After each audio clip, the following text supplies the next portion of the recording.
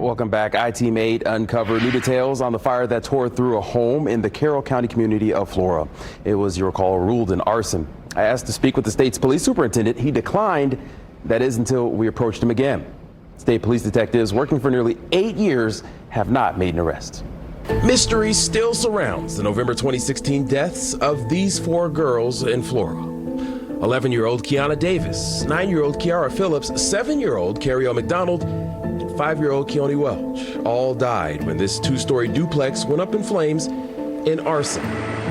Our questions about the fire are now reaching the highest levels of state law enforcement. So the investigation is active as we speak today? Oh, absolutely. Absolutely is, yes. The state's top cop. After first declining our invitation to talk about the fires, now he opens up, sitting down with I-Team 8 at Wish TV. He asked that we keep our questions general. In our search for answers, we pushed for more. Can you say anything more specific than ongoing about where the investigation stands? I can't, as I explained to you, but I can tell you that we're responding and reacting to every bit of information that we receive. Have any new leads been developed? Any suspects been identified? Leads, yes.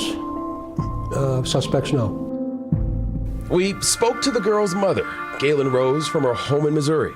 She opened up to me and our cameras for the first time in years.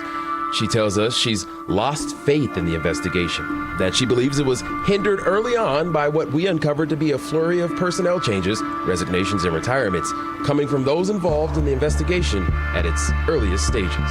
Is this case solvable? Was it botched from the beginning? I think botched is a subjective term. We didn't get involved in it for a period of time as a state police agency. I think botched is probably not an accurate word. Were there mistakes made? Yes. And do I wish we would have gotten involved earlier? Yes. The fact is we didn't. And do I think it's solvable? Yes, I do. There is also a question as to whether small-town politics, too, factored in early. The owner of the burned-down duplex was, at the time, the president of the town's council. Then, months after the fire, 2 white girls were murdered a short drive away in Delphi. Those murders, according to Galen Rose, shifted attention and resources from finding the person responsible for killing 4 black girls. I'm sorry she feels that way.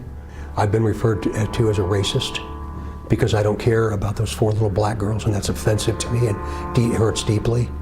As you're well aware, the Delphi murders happened after that, and some of the allegation is, well, they were focused on it, and then they switched. What would you say to that? Again, subjective opinion that lacks any level of fact. That's just simply not true. They're 2 totally different cases, but any notion that we would look the other way because those little girls are black, man, wrong, just so wrong.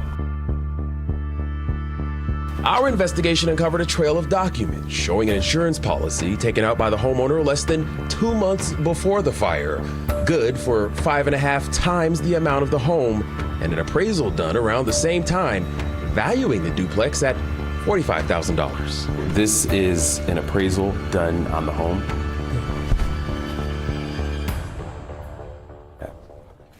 You understand what this looks like? I do. Is insurance fraud one of the motives you're looking at? It's not one that we haven't looked at. You said that Galen Rose is not a suspect.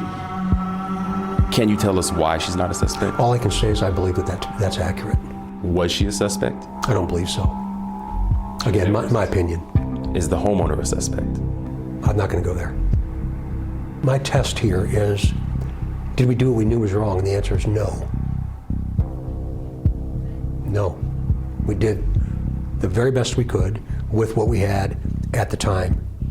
And I'm going to stand by that till my last day.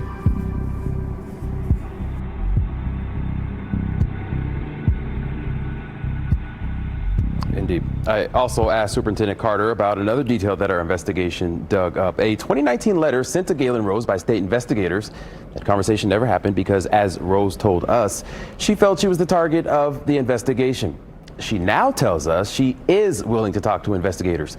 Carter says, for his part, investigators are willing to speak with her. As to whether that happens, we'll have to keep you posted.